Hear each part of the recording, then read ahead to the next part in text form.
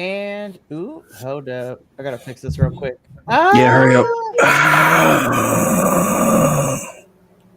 Well, that was exotic. Anywho. I'm Hello. as white as paper. You cannot say exotic and me in the same sentence and be factual. I'm exotic. What you talking about? I wasn't talking That's true, about you are. you. I'm just kidding. Hello, WrestlePod nerds out there, and welcome to another rendition of Wrestle Watch, your weekly not weekly, your WWE PLE squad here on the BC WrestlePod Network. I am El Jefe, also known as Mikey, and joining me this evening is my longest friend in any medium, the Kilt Man. Kilt is in the building, the Pleat Father, if you will. Greetings, salutations. I'm really, really tired. Can we make this quick? I literally took a nap. And then you sent me a text message at 7:50, like an hour and 15 minutes ago, saying, "Hey, we're gonna be calling an hour." Oh, good. I can sleep for another 45 minutes.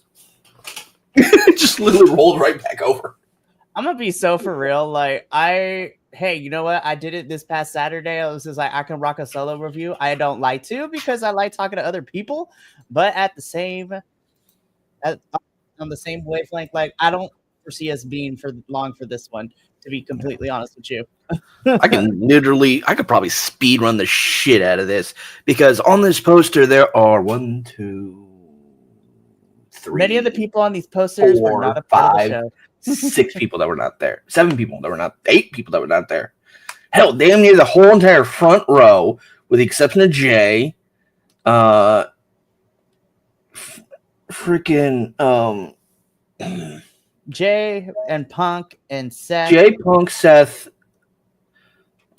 and Cena. Those were the only people on this card that were here, that were on this promo, that were on this card. Right. And so, like, you couldn't already tell, Kilt and I are going to be reviewing Clash in Paris, which was yesterday morning/afternoon. Morning for me, afternoon for the Kilt Man. We will get into our thoughts in a little bit here, but to kind of speed a run through, the beginning parts of our show. If you like what you see here, regardless of how you found yourself, whether it was a friend, the algorithm, or you saw these two sexy nerds be like, hey, they're talking about wrestling, and I want to know what more about that. Or you're like our buddy Danny, Dania here in chat, and we're sitting next to me at NXT one day, and we were talking about it.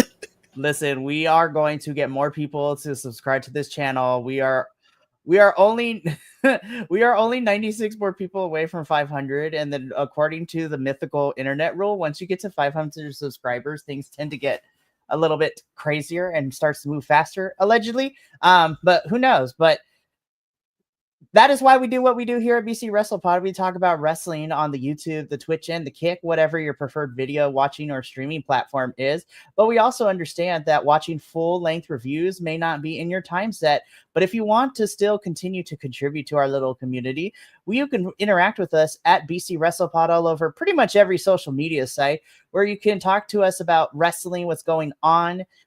I mean, we do the report cards on the social medias. We let you know when we're about to go live. We have, our edited reviews of these lives, like edited down for, a much more consumable piece. We do a lot of stuff. It is fun here, but we also have some merchandise for you. So if you would like to support us that way by not only buying from us with our merch, but you also get something cool to wear around the world, around your house, at wrestling events, to spread the word. We have a whole bunch of stuff. We got we have collections for all of our review teams. Literally, we have, of course, our Pride collection, our anti-fascism collection, and of course, for one more day only, the Hot Boy Summer collection is still available, but do not wait long, because tomorrow we must retire the Hot Boy Summer, because now it's Fat Boy Fall, ladies and gentlemen. I was going to say, is it Fat Boy Fall or Plump Spice Autumn? Yes. So, link in the chat and in the description of this live for you to get some merch. We are at bcwrestlepodshop.fourthwall.com. That is, once again, WrestlePod, shop.fourthwall.com. Now, without the pleasantries out the way, let's get into why we're here tonight, which is Clash in Paris. I don't know about you, Kilt. I watched a lot of wrestling this weekend too, but I made sure to rewatch Clash in Paris today to make sure my feelings won't have either changed or stayed the same. I'm going to be completely honest. For me personally, this was a PLE that was a tale of two different halves of the show. The first half of me kind of felt like it dragged and it wasn't as fun, or it was like, okay. And then the second half, the last three matches was like, okay, now we're getting somewhere.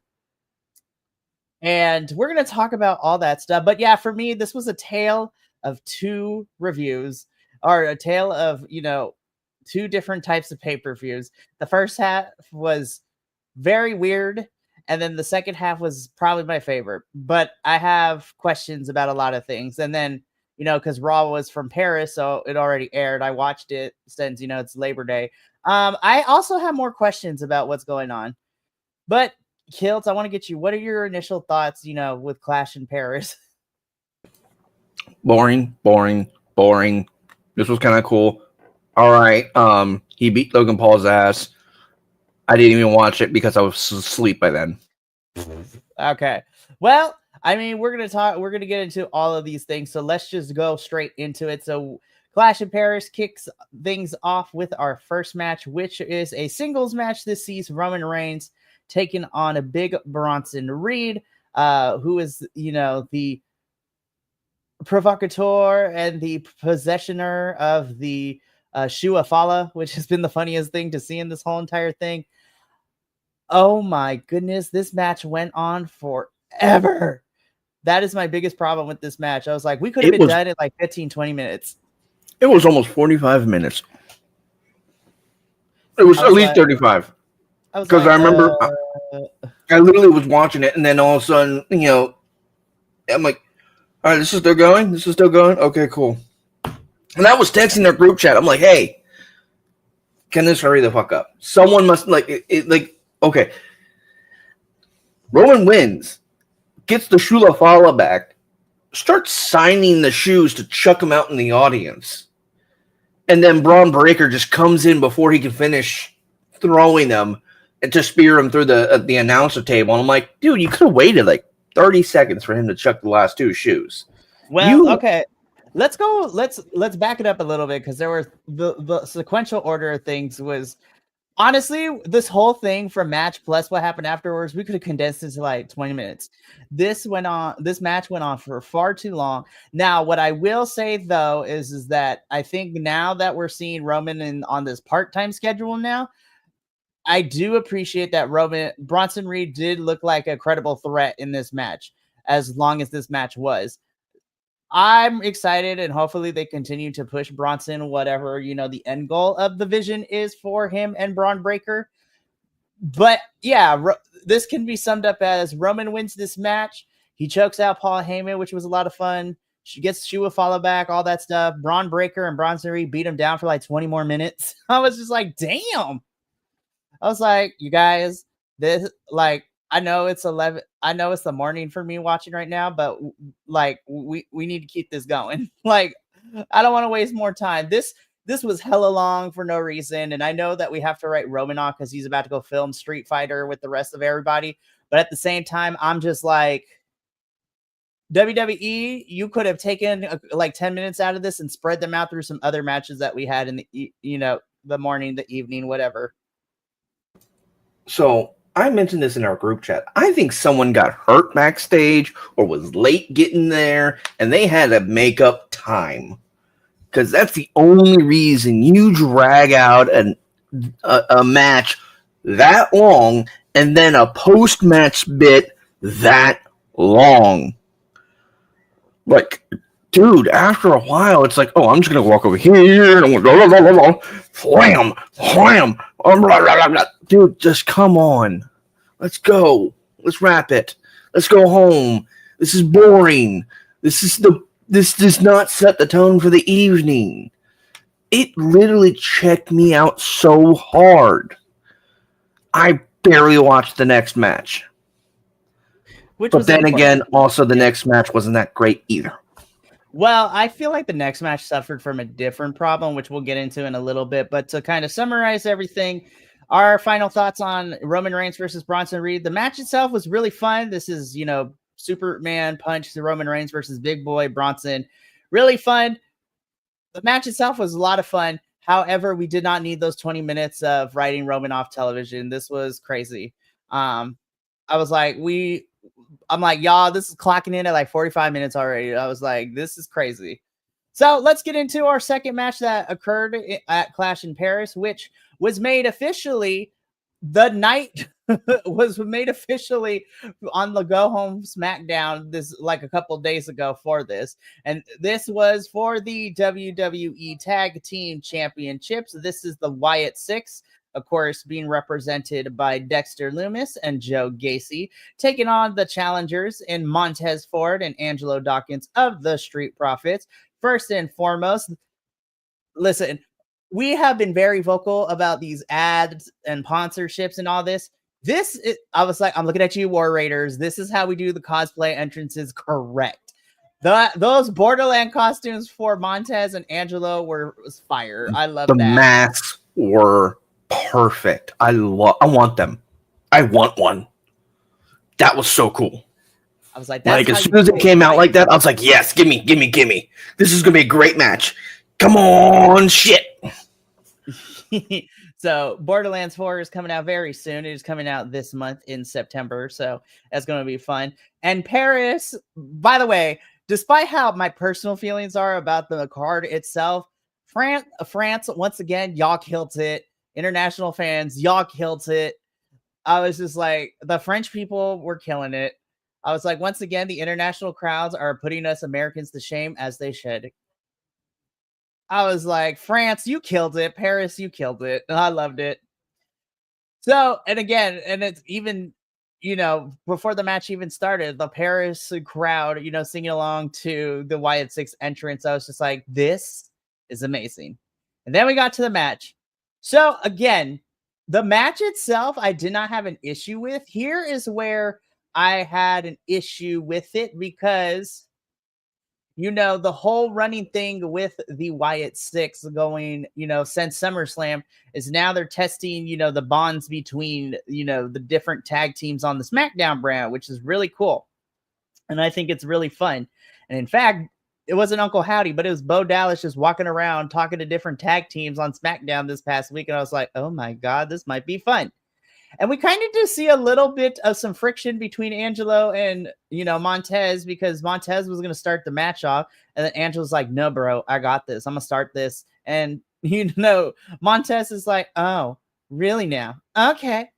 But then it kind of just devolves into like what I would call a SmackDown match because the numbers game was too much for the Street Profits because, ref distraction. And then we got, Sister Abigail. We got Nick, aka Nikki Cross, Bo Dallas, Uncle Howdy is out here.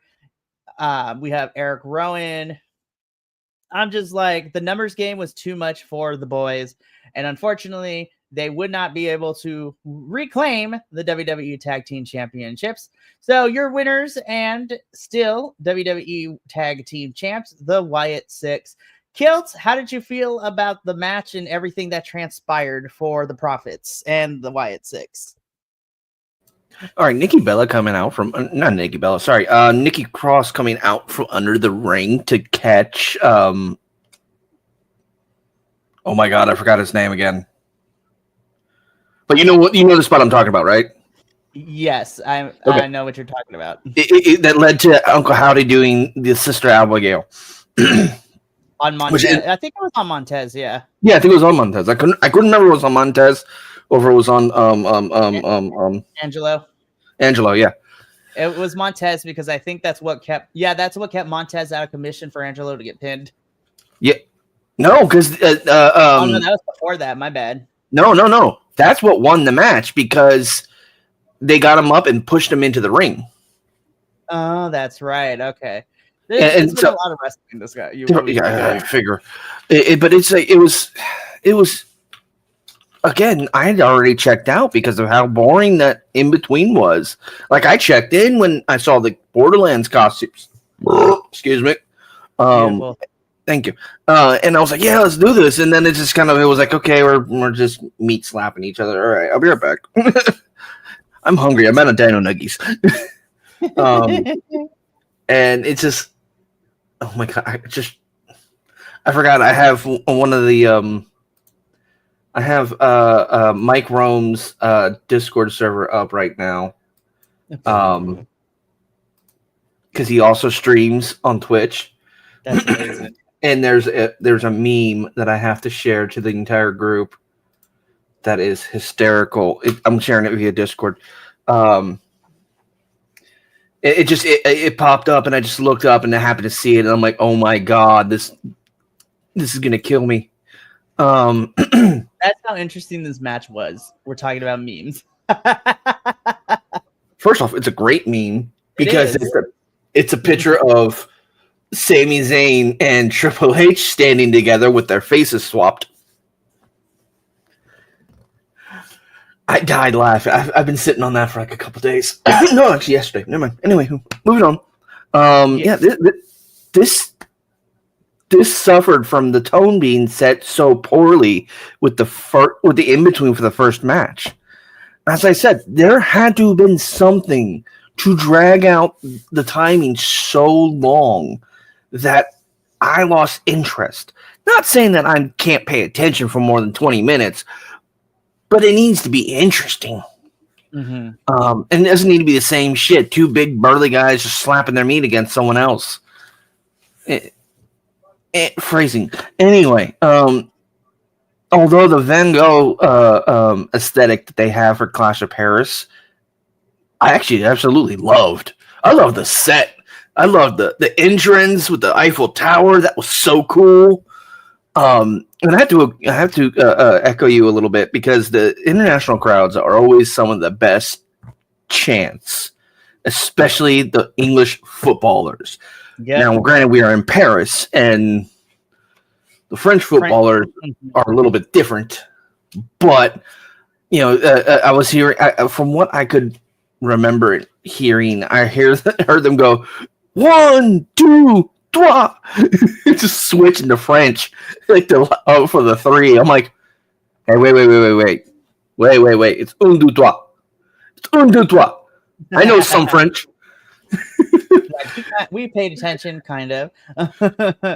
So here's the thing for me. Again, the in-ring and stuff like that was cool, and I actually dug it. I thought it was a really solid match. However, because of what we got, which was the 45-minute opener of everything, plus I think that also, to me, this felt less of a pay-per-view tag team championship match, and it felt more like a SmackDown TV tag team championship match, if that makes any sense. And again, I don't think it's fair because the last time we saw these titles defended were in that 6-pack, TLC match at SummerSlam, which was baller.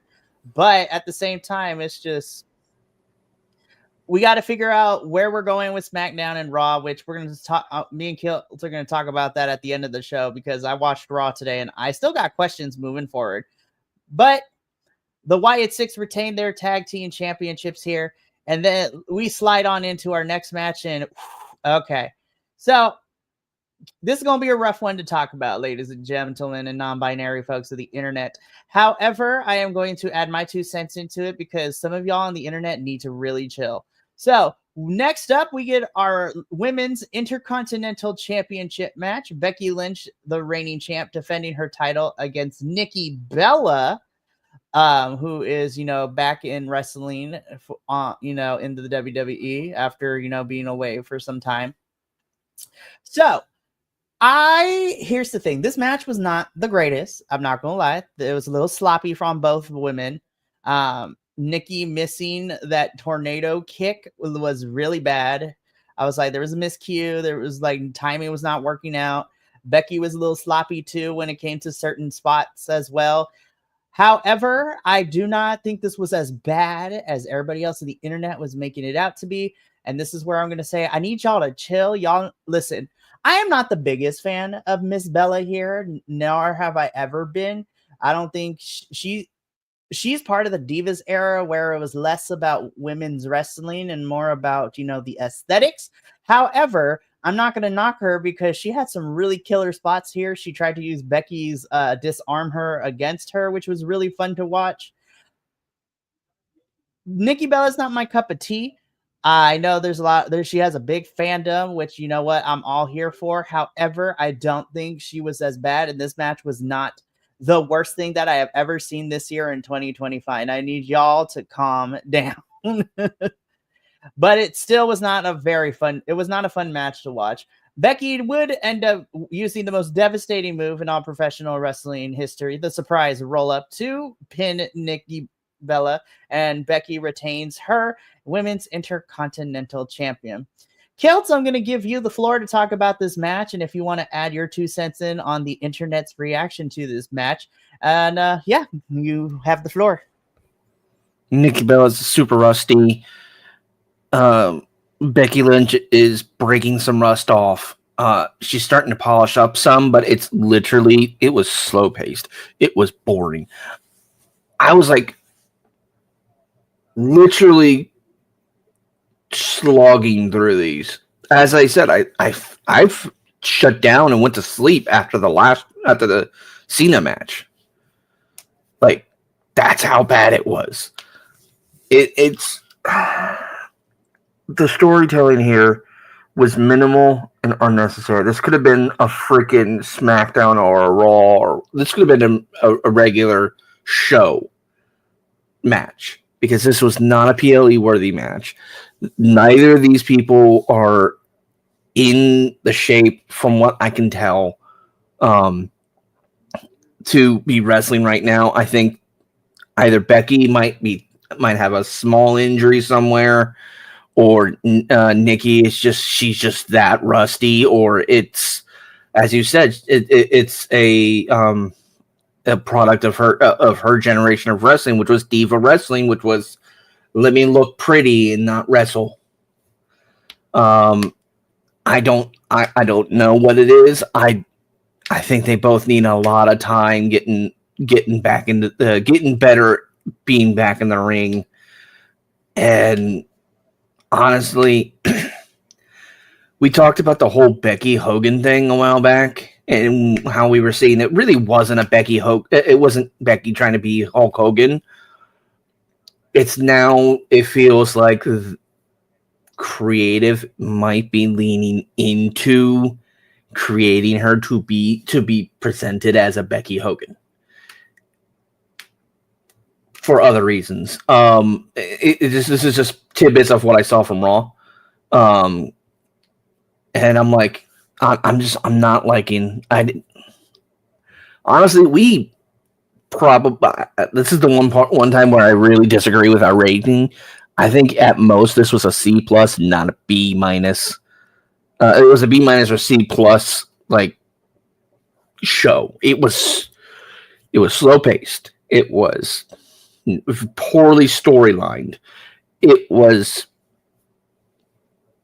I don't know how else to say it besides there was a lot of people had rust. There was probably more planned that they had a scrap for whatever reason that is unclear to me. I honestly don't know what was going on. Like, the whole thing just felt dead. And it definitely wasn't like we've seen dead shows where the crowd's dead. And that's what kind of made the matches less interesting. But this was the matches themselves. The crowd was amazing. It was a fantastic crowd. It's just like, I'm sitting here looking at this like, why am I paying attention? Oh wait, I know. I'm waiting for the John Cena match because I want to watch him beat the shit out of Logan Paul, because fuck Logan Paul, Mr. 25 matches in 4 years. Right. So yeah. No, so you're not the only person who kind of reached out to me to talk about why did I give this a B+ after everything. So here's the thing, right? I think from a strictly WWE only pay-per-view, I will say so far this is probably my least favorite WWE show pay-per-view this year in 2025. just being at the bottom where my other two least favorite was night one of SummerSlam and night one of Mania this year. But I will say though, despite everything, despite it, the first half, like we talked about at the beginning, not being very good, this show is nowhere near as bad as what is on my list of being my least favorite / worst pay-per-view of everything that I've watched this year. TNA is still holding that L because Emergence was so bad. It was so bad. But that's because I watched everything. But I will agree that this is so far is probably my least favorite WWE pay-per-view this year. Now, granted, we're going to see how the remainder of this year goes for WWE because we literally have a whole pay-per-view a month leading into the end of the year. We got one for September, one for October, one for November, and then John Cena's final match at a Saturday night's main event in December, which we'll get into in a little bit. I will say, though, the other thing that kind of made me not like this show, too, is the fact that it didn't even need to be for the championship, but you couldn't have had a second women's match on this card, to be completely honest. I was just like, of the 6 matches we had, as much as I love the SmackDown Tag Team Division, we could have had that on SmackDown and put another women's match on this card. But I digress. So, again, Becky retains her Women's Intercontinental Championship, and we move on. So now we're getting into the second half of the show where I definitely think the second half did carry the rest of for the remainder of the time. So we get into probably my favorite match of the entire night, which was a good old-fashioned Donnybrook match. This is Sheamus versus Rusev, round 3.5/4, because their last encounter ended in a double count-out DQ. My God, these two beat the piss out of each other, and this was awesome. This was easily my favorite match of the entire night for Clash in Paris. And again, Rusev, this is his first PLE coming back, to the Fed. Sheamus is amazing as always. I love you, my pasty ginger. You are amazing. And I loves you and your workout series because it's fun watching you interact with other stars. But yeah, this was... Now, we like to throw the word around brutal and physicality a lot when it comes to like hard-hitting matches across any promotion. But damn, these boys had welts and, broken blood vessels and just, this was so much fun. This was just pure carnage. We had spots through tables, spots through crates, spots through barrels, Donnybrooks, kendo sticks. Like, this match ruled. Ultimately, Rusev would use a broken Donnybrook to lock in Sheamus into the game over, which is his finisher. And Sheamus would tap, which would give Rusev the win. Kilt, what did you think of our good old-fashioned Donnybrook match between Sheamus and Rusev? It needed more beer. The barrels needed to be filled. Like, come on. There needed to be a lot more alcohol involved in this match. I was great, I won't lie, but definitely needed more alcohol in the match. I was expecting something to come out of the barrels. I don't disagree, but this is WWE and they trying to keep it PG, so it's like, okay. Yeah. Fuck that. I'm not a good person about keeping things PG. No, this was actually probably the saving grace for the PLE, because it was really I don't know how really it was just really fucking entertaining. And you know what? That sometimes that's all a PLE match really has to be. It just needs to be entertaining enough. And again, I made sure to watch this show twice because I wanted to make sure that my thoughts were relatively the same. Because initially, I gave this was my favorite match of the night on first watch through because I was like, oh yeah, this is definitely giving me more of what I wanted. And then upon the second one, it's like, no, I still feel the same because that first half was really not great. It was not strong. And then from here on out, the rest of the show actually did feel pretty good. So yeah, but this was my favorite match of the whole entire night. Rusev and Sheamus, y'all did the damn thing. So then we get into our semi-main event, and this, for me personally, was actually my second favorite match of the entire night. I know a lot of people were complaining of both of these guys just spamming all the finishers and this match going on forever. But I just want to point out that y'all do the same thing because a certain other company has some of their wrestlers do that where we're spamming finishers all the damn time. And y'all bitch and complain about that. But when it's WWE, y'all think it's the greatest thing on the planet. So I need y'all to stop being flipper flappers and, just accept it. But we get John Cena versus Logan Paul. Again, detest Logan Paul as a person. John Cena with these promos last 2 weeks have been fire. Love you, John Cena, when you bury people on the mic. It is so fun, and Logan Paul deserves it.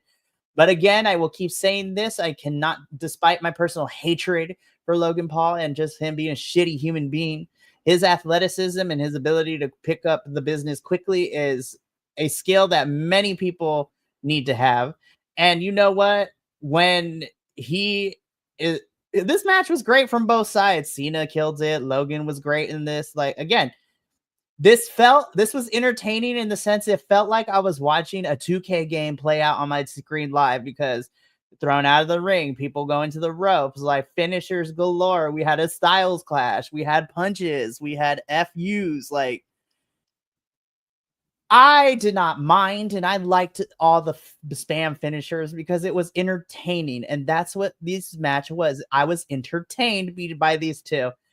And yeah, John Cena turning it around because the whole heel Cena was cool, but everybody, again, because everybody wanted Cena heel, Cena turned heel, and then everyone realized, like, oh shit, maybe I don't like it. I was just like, nah, it's just that y'all don't know what you want. I was here for heel Cena, but babyface Cena is where it's on and popping right now. But John Cena does. Yeah, Cena picks up a victory over Logan Paul. What did you think? Sorry, I was going to go on to the heel Cena part. I like the heel Cena, but they underused it. They didn't use anything extra. Everything fell through. They didn't go far enough. No, and the problem was they brought in Travis Scott. Why they bring in Travis Scott? We now know that he was supposed to do a lot more, but he flaked. The Rock. Like, that could have saved a whole bit. Could have just been Dwayne and John, and it would have been fine. And I would have been happier. And then it would have been a whole lot better. And then, of course, Dwayne just disappears. Because I'm the final boss. I'll do whatever the hell I want. But anywho, I'm glad he made up with the kid. That part was really cool. I thought that was nice. Although I was very happy to see green shirt guy down center. Right crazy. There. Absolutely. Like, oh, he's got his passport. He's going to. That's cool. I wonder if they invited him or if he was like, "Hey, can I go?"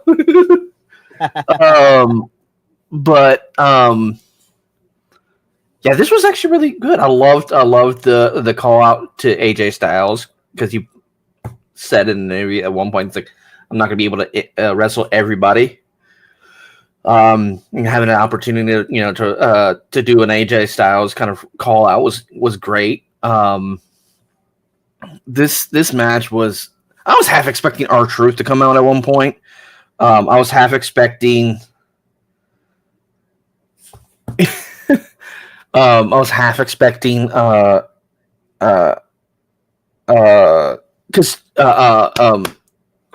my brain farted. Jelly Roll and Post Malone we're down there in front behind the commentary. I was half expecting Logan to walk over to Jelly and start fucking with him, and then things going from there. But I didn't know what was going on and didn't really know what was going to happen. It was that was the excitement of factor for this match. And then when they finished, I literally said, I'm going to bed now because I am tired. There's too much going on right now. But yeah, this was really good. This was another saving grace for this PLE.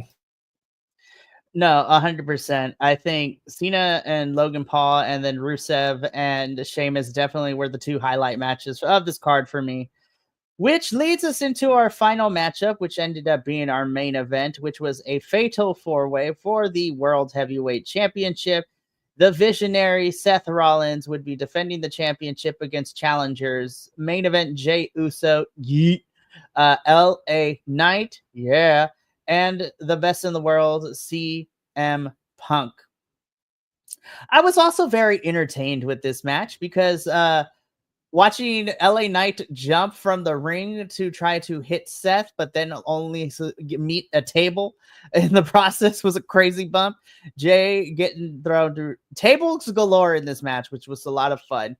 So LA Knight and Jey Uso would ultimately be, taken out of the equation, which ultimately left Punk and Seth Rollins in the ring going back at it one-on-one. We get a steel chair involved. It looks like CM Punk is going to be finally get the best of Seth Rollins and win that World Heavyweight Championship. But a masked figure walks into the ring and low blows CM Punk, which would, cause Punk to lose momentum. And we get the unmasking of, after the curb stomp and everything.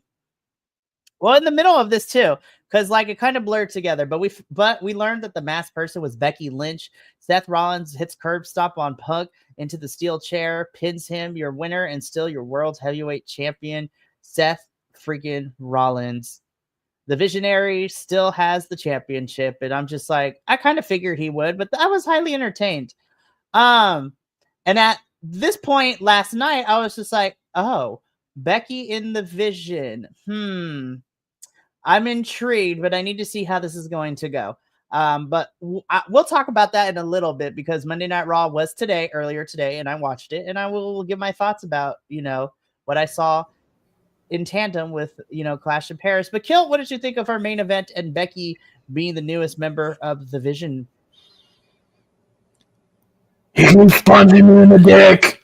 Why does he keep punching me in the dick? CM Punk. Circa 2025. He keeps hitting the dick twice this year so far. Why? But that's rude, y'all. That's rude. It's really rude. I want AJ Lee to come back and just have fun. Maybe it'll knock some more rust off of Becky Lynch if she does. Anywho, as I said, I slept through this match. Literally, I didn't completely shut my computer down. I closed Peacock. I walked over to my bed, which is right over there. I laid down and I went to sleep. Literally, I woke up at 6:30 local. And I was seeing, your text, because I knew I was going to be 4-2. I knew I was going to lose this one, for sure. Whenever I have more than two choices, A or B, I know I'm going to lose, no matter what. Because it's they're not going to push LA Knight. I knew that for a fact. It's either going to be the Yeet Master General, or it's going to be CM Punk, or they're going to keep it on Seth. And it's I have to roll a die. I'm going to be 33% wrong. Or actually 66% wrong. I know it. Absolutely know it. And so I woke up. Okay, cool. I'm going to go play video games now. That's how much energy this PLE drained from me. I couldn't even watch the main event. Again, I think Clash in Paris, the crowd was the best part of this whole show, as well as, the Donnybrook match and then the Logan Cena match. Those were the two highlights, and the crowd was the best thing.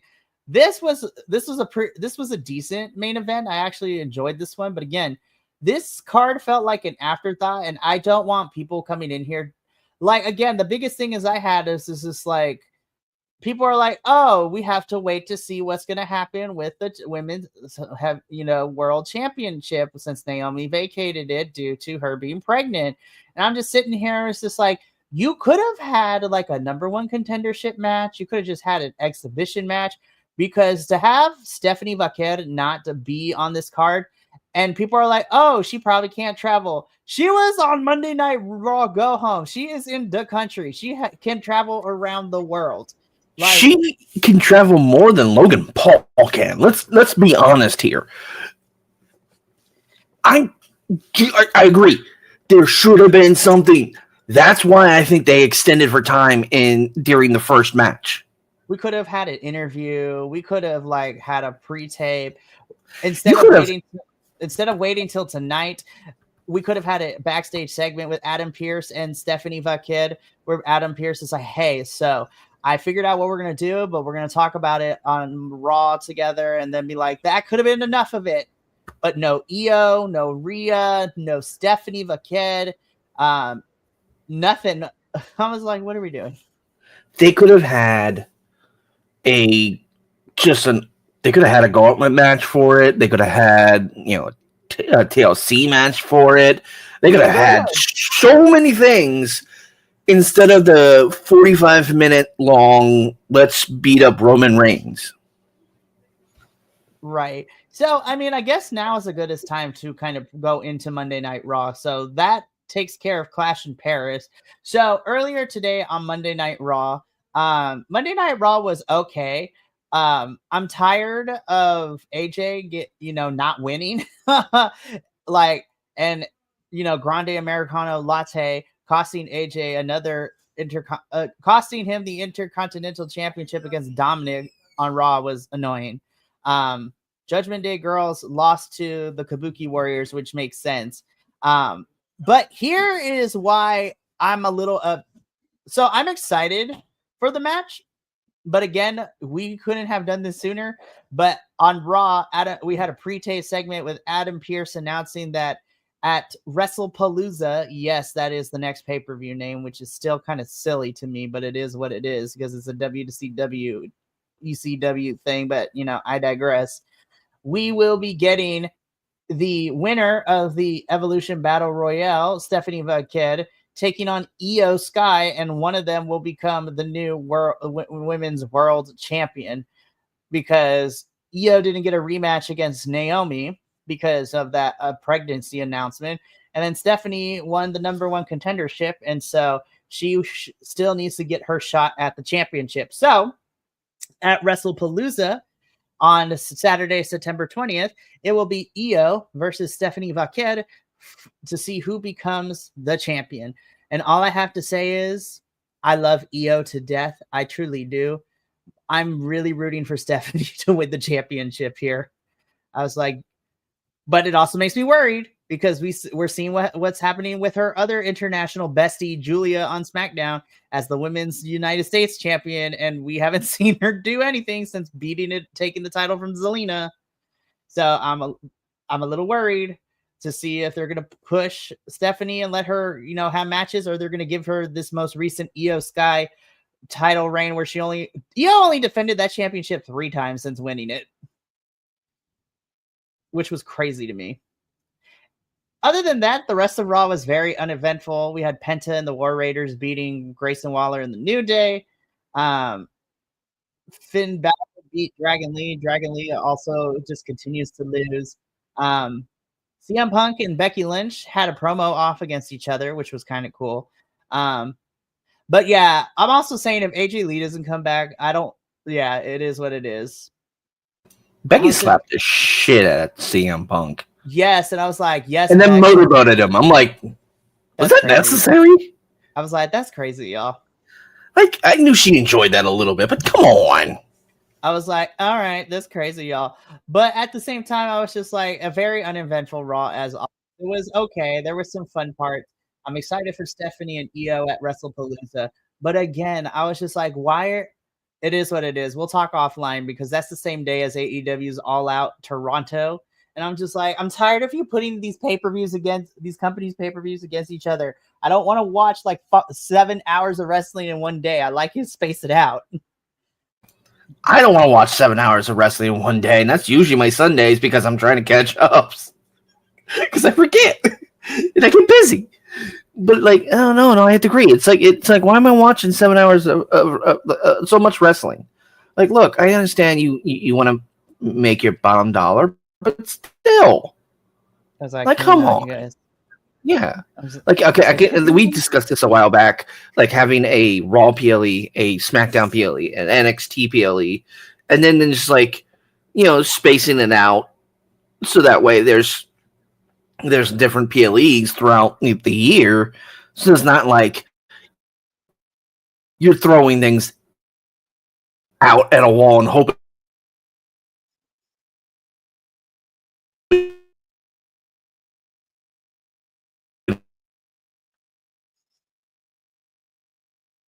Mm-hmm.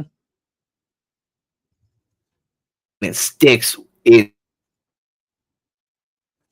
2 weeks.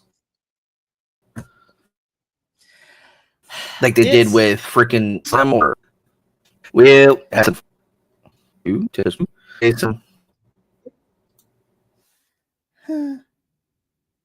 know if it's, oh, there we go. Oh no, I'm getting. There we go. And I think we're back. The wrestling gods did not like your opinion. Well, too bad. The wrestling gods can suck my butt. Okay. That's between you and them. Anyways, so yeah, I'm just like, so okay, so the remainder of the year for WWE, again, it's very funny how at the beginning of the year it's like, oh yeah, we don't want to do a pay-per-view every month. Bitch, we've been getting a pay-per-view almost every single month since like WrestleMania, and it's getting on my nerves. I was like, are we gonna watch it? Yes, because we cover these bitches in our product, but at the same time, I was just like, I want quality over quantity. I know I make fun of AEW too, even though I cover the show. It's like, y'all have a pay-per-view a month, but at least we get like 4 months out the year with AEW. Their pay-per-view cycles doesn't start until March.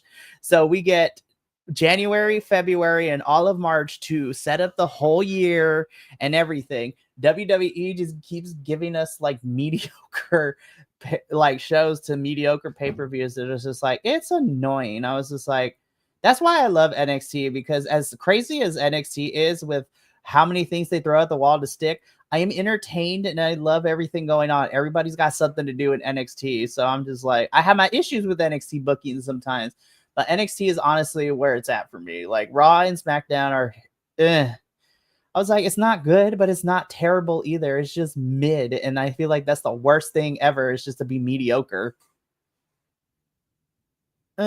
Anyways. Well, that's going to be it for us here at Wrestle Watch, because the internet gods don't like my internet, or they don't like Kilt's internet. It's one of the two.